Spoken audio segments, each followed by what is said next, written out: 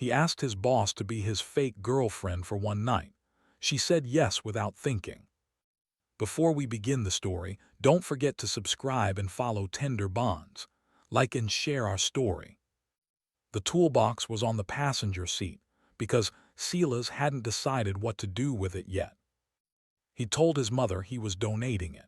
He told Deb at the office he was keeping it for parts. Neither was true. It sat there on the gray cloth seat of his F-150 with its rust-eaten hinges, and the latch that only opened if you knew to lift and press at the same time. A trick Trace had showed him 11 years ago in the gravel lot behind the machine shop on Route 83. The day Trace had pressed the whole kit and caboodle into Silas's chest and said, "I'm buying new. Keep these or scrap 'em, I don't care." He had cared, obviously. Trace had cared about everything he pretended not to. January in Millhaven, Ohio was the kind of cold that didn't announce itself. No drama, no wind. Just a flat gray sky pressing down on flat gray fields until the horizon ceased to exist and you drove through a world erased to its essentials. Asphalt, fence posts, the occasional gas station burning white against nothing. Silas drove with the heat on low. Always had. He heard Cassidy's Tahoe before he saw it, pulling into the lot of the Sunoco where he'd said he would wait. He knew the engine the way you know a voice. She parked alongside him, and he watched through the glass as she cut the ignition and sat for exactly 1 second before getting out, not hesitating, just organizing, the way she always did. She opened his passenger door without asking. "Move it," she said. He looked at the toolbox, just set it on the floor. She picked it up and held it for a moment, testing the weight, and then she tried the latch. It didn't open. She tried again. "You have to lift and press," he said, "both at the same time." She didn't try again. She set it carefully on the floor behind the seat, buckled in, and looked out the windshield at the county road. "How far?" she said. 20 minutes if the low section's passable." "It won't be." "Probably not." They drove.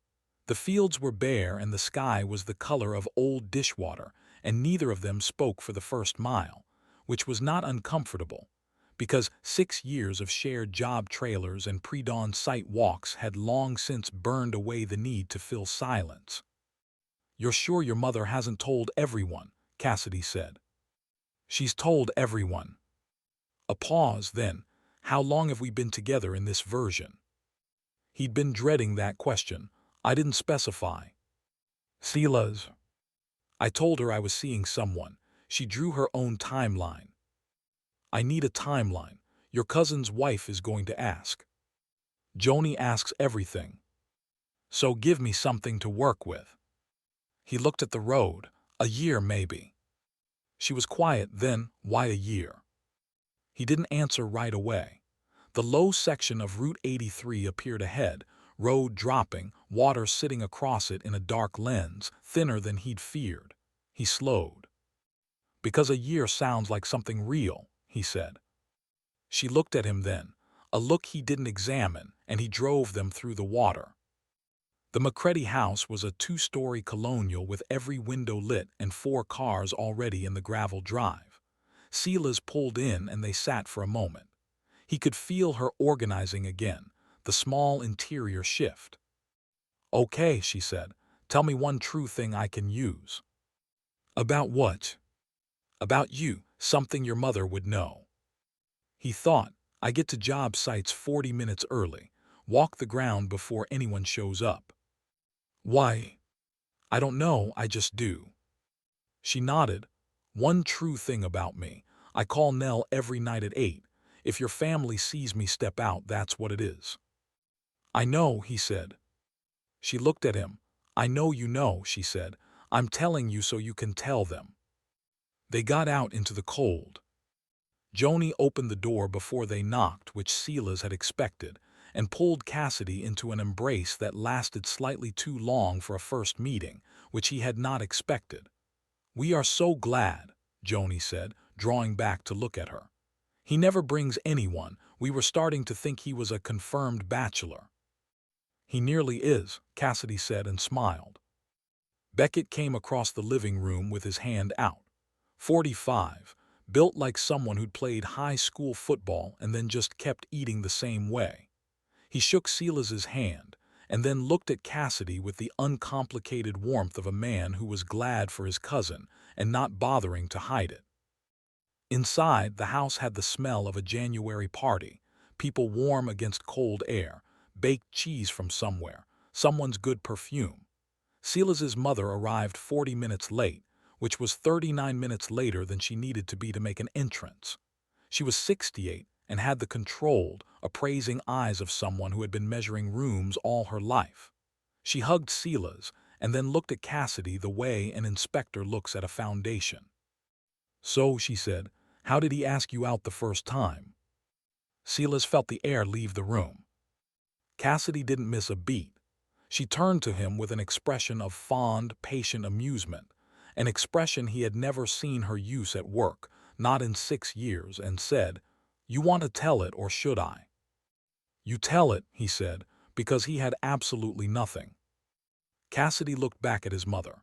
"He asked me to dinner," she said, "by telling me the water main at the Defiance job was going to fail if we didn't address it, and that he'd go over the site plan with me, but he'd need to eat first." She paused. "I said okay, and we went to a diner on Route 83, and he talked about the water main for 45 minutes. His mother was already smiling. "That sounds exactly like him." "It is exactly like him," Cassidy said. And the worst part, or maybe not the worst part, was that it was true. Not the Defiance job, not the water main, but the shape of it. The refusal to say the thing directly. The business folded around the personal like a wrapper. He stood there holding 2 glasses of wine and understood that she had not invented a story. She had taken something true and moved it 3 inches to the left and called it fiction, which meant she had been paying attention in a way he hadn't known about. After dinner, there was a fire in the den and too many people in too few chairs, and Cassidy ended up beside him on a love seat that required a decision about proximity. She sat closer than professional. He didn't move away. His Uncle Ray was on his 2nd bourbon and his 3rd hunting story. The room was warm.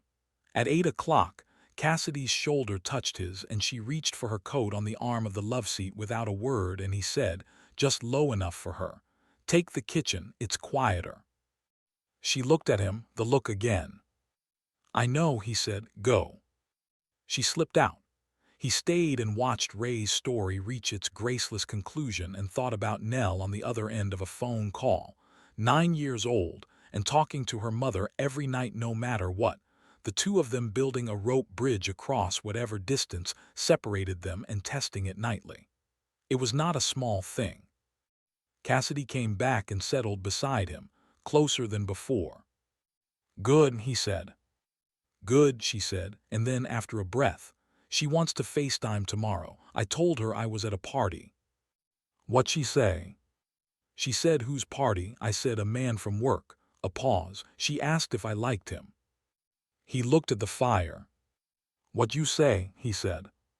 "I said, 'Go to sleep, Nell.'" The fire popped. Ray was starting another story. Silas was aware of the nearness of her shoulder, and the warmth and the specific quality of the room, the way a party at its best becomes a kind of permission, the crowd and the noise creating a shelter inside which a smaller thing can exist privately. He didn't say anything, but he didn't move. It was Joni who found the water heater. She came into the den with her face wrong, the social expression dropped. "There's water on the basement floor," she said. "A lot of it." Beckett was up. Silas was already standing.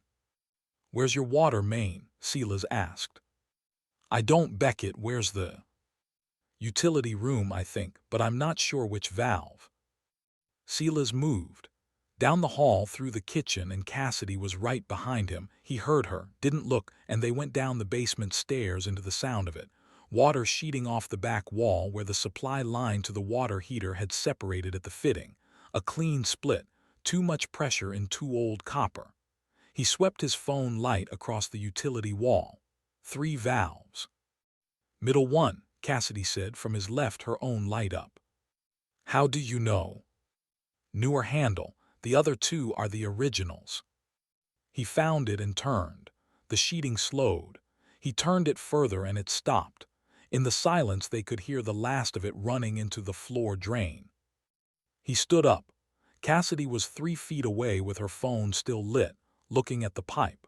She reached past him and touched the separated fitting, not grabbing it, just confirming what she'd seen, the professional habit of a woman who didn't trust diagnosis she hadn't made with her hands.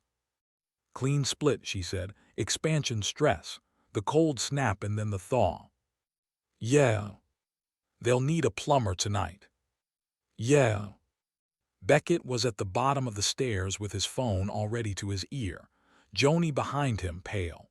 Silas and Cassidy stood in the wet basement with the work done, and he looked at her in the phone light and she looked back at him, and it was not the look of coworkers.